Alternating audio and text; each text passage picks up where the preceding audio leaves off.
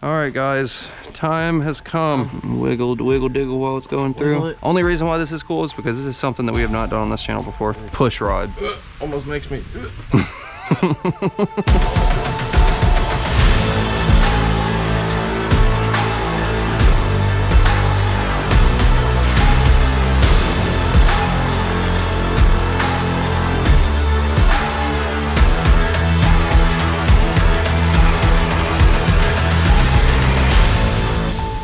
What is going on, guys? Welcome back to the channel. Today we're getting started wrapping up the Viper build. As you guys saw in the last video, we took the entire Viper's engine pretty much apart, dropped the oil pan, got everything off of the front, pulled the cam out, pulled the heads off, all that good stuff. Doug went and got the heads ported. If you guys probably saw a small little clip, we went and got the heads flow tested. And at Mad's flow bench down there in Houston, it actually flowed pretty damn well, Doug said. I actually had to leave before then, so I didn't get to see it in person, but I heard that they flowed very well. Coyote heads flowed even better, so that's really exciting. Cannot wait to get these things slapped back together and see what they do. But today our goal is to get cam back in the block, heads on. That way we can get started wrapping everything back up and getting it hopefully started up here in the next few days. This thing has been apart for a good bit now, especially because we got delayed, being that we had oversized valves that we did not know about. So the stock valve seals that we had didn't work, but we got some custom valve seals that Row Racing hooked us up with. Doug's already got them cleaned up and they look real good. So we're just about ready now to get these things set back onto the block.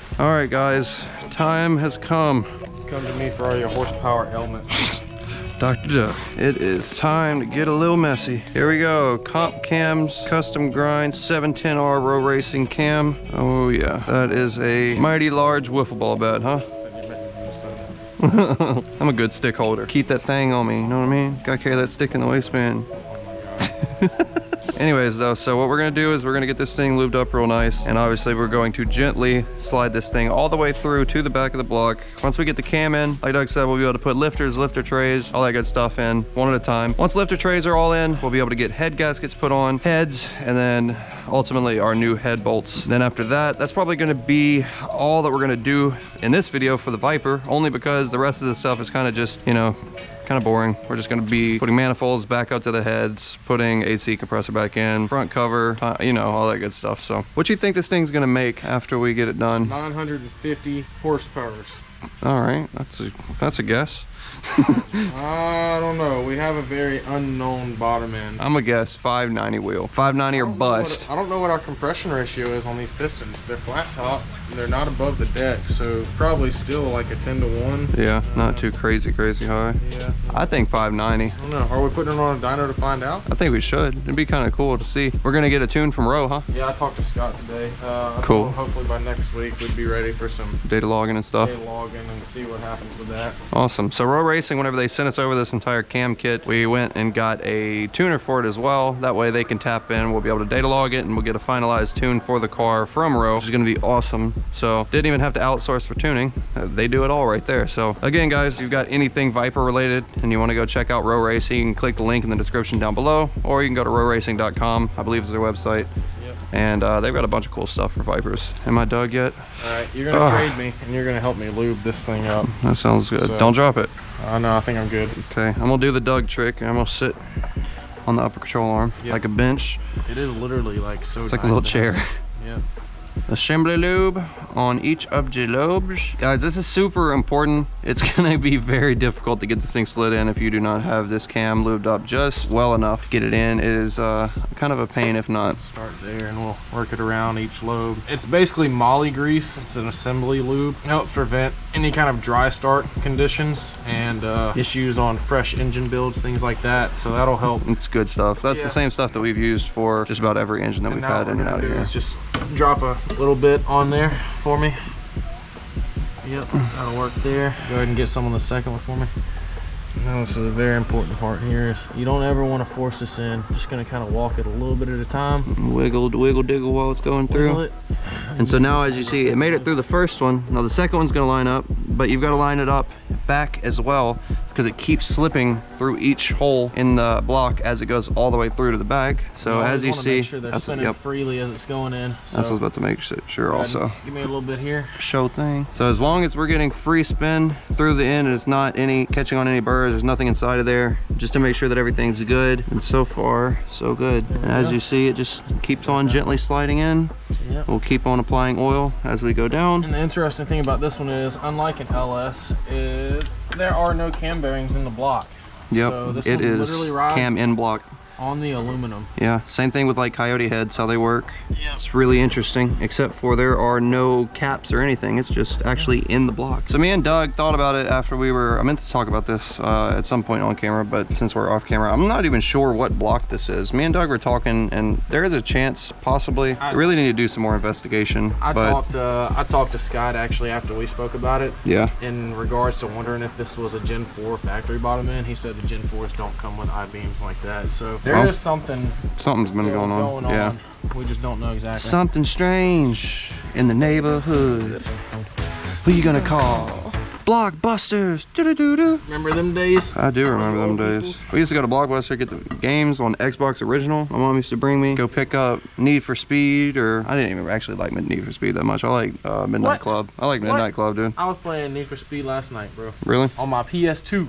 Damn. No, I like Midnight Club. Nostalgia. Midnight Club Los Angeles, or Midnight Club Dub City. Or no, not Dub City. It was Dub Edition, huh? Yeah, it was Dub Edition, I think. Not Dub City. I was always a Need for Speed guy. I just preferred Need for Speed for some reason. Hey, look at there. Yep. So now, as you see, cam is all the way into the block. Yeah, it's actually a little bit too far. Yeah. But we've got bolts for that. We'll pull it out real quick. Yeah. Anyways, though, after that, if you see that there are 3 bolts and an alignment pin at the end of the crank, or not the end of the crank, the end of the cam right here, all we gotta do is slip on our timing cam gear and slip it on with our new dual roller timing chain, get it slipped onto our crank sprocket down below, get it matched up in time, and good to go. So do you want to do that before we put lifters in? No, the next thing we're about to do is... Oh wait, no, you can put lifters in as long as you don't put the rocker at the top with the push rod, huh? So next thing, we'll go ahead and start doing lifter trays and lifters, right? Yeah, I'm gonna thread this one in just a little bit so that we have something to hang on to. Yeah, move our cam in and out with, make sure we're good. It is in fact spinning freely in the block. Yeah, it looks good actually. It's spinning real nice. These are the lifters. We've gone soaking in oil in a cup. Did you already bleed them, you said? I bled them, but we're just gonna double check them again. Yeah, just to make sure all air is out of them. Push rod, and we're gonna push at the top of the lifter there. Just a little bit. Normally you can't compress these a whole lot because they're made to have a ton of stuff. But whenever you push on them though, essentially what that does is it just double checks. As you can see, there's a little bit of air you may be able to see caught in that one, but it came out. But as you push down on the lifters, you are essentially pushing out all of that air, and it bubbles up to the top and replaces it with oil, which is good because, like Doug said, whenever you first start anything, you don't want any dry components at all, period. So definitely required whenever you do anything with lifters. I'm pretty sure these are just LS lifters. I wouldn't be surprised. Whenever we took it apart, by the way, I meant to tell you guys this, these springs in here, I think they were saying that there's possibility that those are just like LS springs from whoever previously. The new ones are an LS spring kit. It just comes with 20 instead of...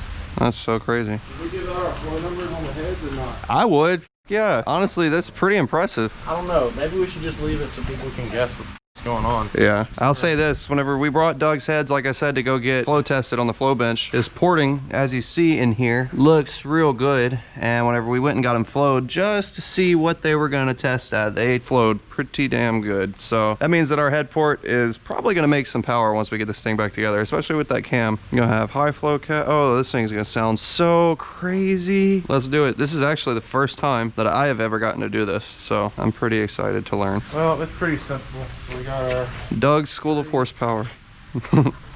These are our lifter trays. That's our OEM ones, which are not the Mopar slow bleeds.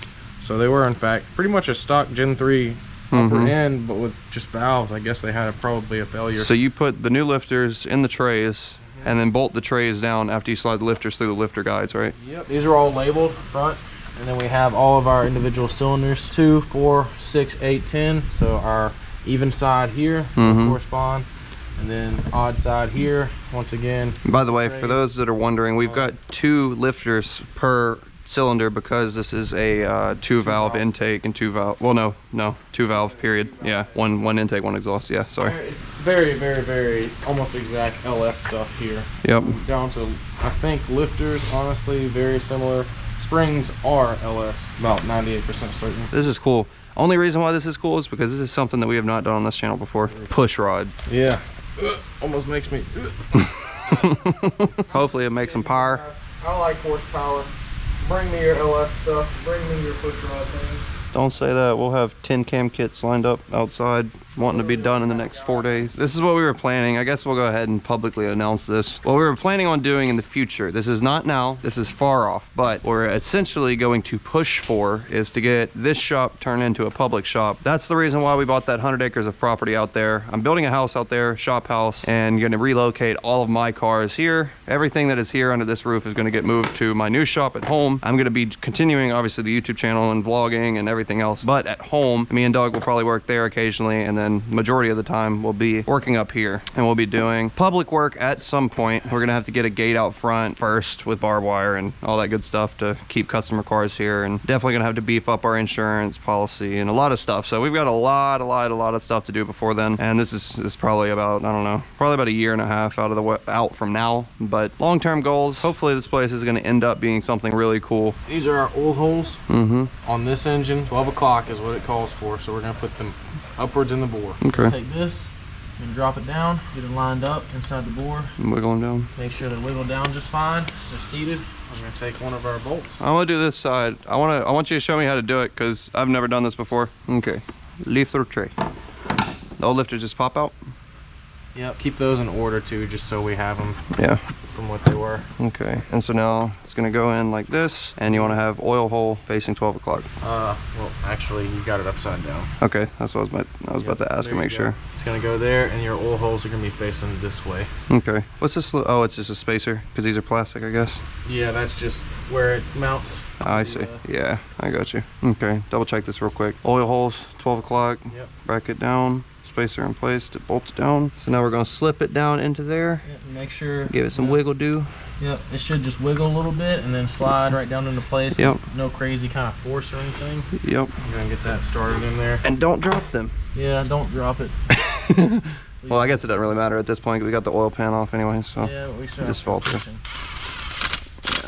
I can see the differences between the factory lifter, or at least the lifters that they put back in here versus the new lifters. They're definitely look like a lot nicer. I mean, these work, but apparently they do have some failure issues, high RPM. New lifter, oil hole 12 o'clock, slide it in, make sure it's seated. If you guys see on the bottom of these lifters, they've got these little rollers, and what that does is, I'm not sure if you're familiar with how engines work, but I'll give you a little lesson real fast. So this bottom right here, if you notice whenever we had the cam out, there's different lobes on the cam, right? They're shaped like teardrops, and the reason why is because as it comes around in time, it pushes up the valves whenever it needs to go up.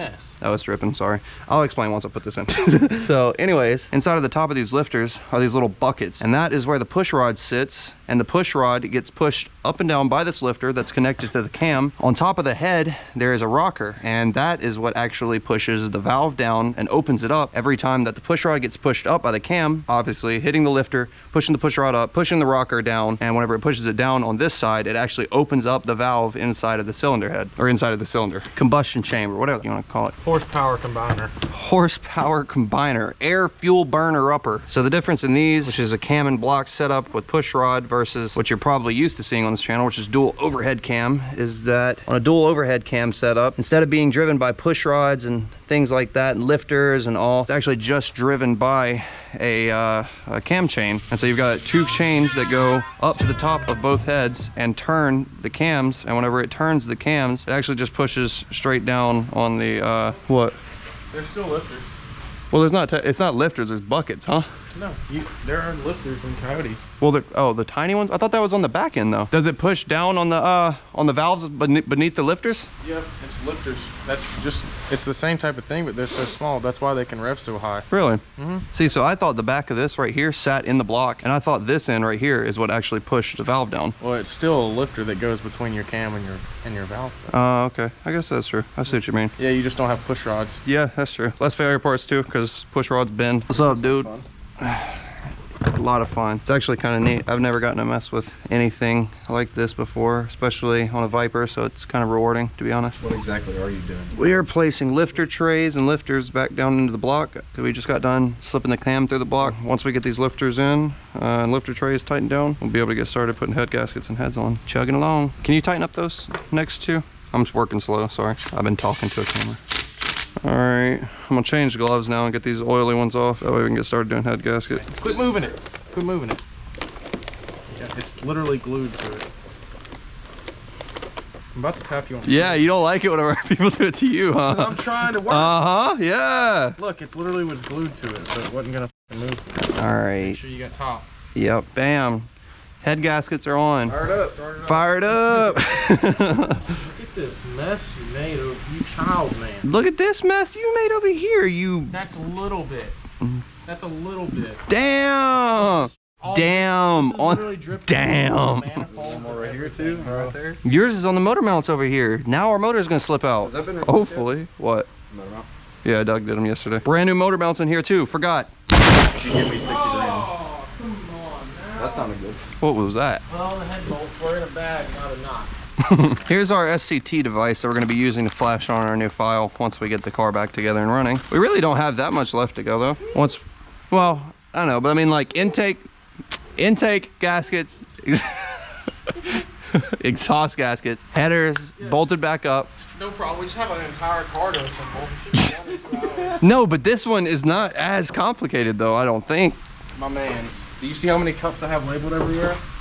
Like 5 right there, 3 right there. This thing really is just like a large Miata. Like even the wiring it looks like 90s wiring. Like look at the connectors and everything. Like I can sit right here and only count like 13 connectors that got to be hooked back up. And it's just heads, head bolts, manifold. It's a car. Yeah. Yeah, it's just putting the whole thing together. I'll call you in 30 minutes when it's ready to run, okay? Oh, okay. We'll probably be running half an hour.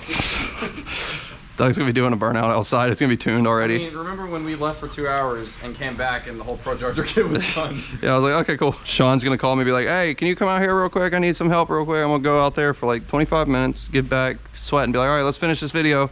Yeah, Doug's gonna be like, yeah, Doug's gonna be like, oh, I thought we were doing first, start next. Do you see this man's box? Look at the man's box real quick. He's got Men's Daily Equate vitamins. He's got a pink flamingo, a tennis ball. We've got some Wendy's fries. There's a penguin hanging from his light. There's a shifter that he used as his handle to open the top. There's this V6 Mustang add-on piece right here. Everybody does it. Actually, shout out Kingsley. Came off of his actual Cobra. Oh, really? Ooh, that's pretty dope. Oh, and he's got his new water bottle over here too. Oh yeah, his water bottle. Half the people on here don't even watch the second channel, so they don't even know about the water bottle. I got my beer hidden in the back of the fridge now. Like hidden in the back of the fridge, like somebody's gonna drink it. Nobody else drinks beer but you. Nobody in the world drinks beer other than me. Well, okay, them. I don't drink beer. Daniel don't drink beer. I didn't even know Nick drank beer anymore. He does occasionally. All right, so we've got our ported Viper heads. All right. So you said that since they're directional or multi-directional and you can put them on either way, Yeah. we're supposed to swap them, right? Yeah, you put the other one on the other one. Mm-hmm. The one that goes on that one goes on the other one. Yeah. Or you can just be smart and mark them like I did before you pull them off. Yeah. It is pretty funny though. These heads are Like able to be put on. This head could be put on the other side. This head could be put on that side. They literally can get flip-flopped, Try that however. with a Coyote. Yeah, I know. Can't happen. And Coyotes literally just got a big ass L right here. That would be the biggest waste of life ever. I actually am not down for Coyote swapping this. No, I'm not either. They literally give you little tabs to hold this while Yeah, you rest. they thought, bro, they knew that people were going to be using these They cars. literally have like little finger tabs for you to hold while you lean over this massive engine bay. All the Mopar fanboys are going crazy. Yep, they are. All right, we're gonna take this and Set it on our dowels. get it lined up just comme ça. Hopefully. You want me to get a head bolt and slide it in place just to hold it? No, Or you think it'll hold? it'll. Yeah, give it a little bit of tap. Man, look at those springs. Mm-hmm. Hurry. There it goes. All right, I'm gonna grab this one. Start it up. Start it.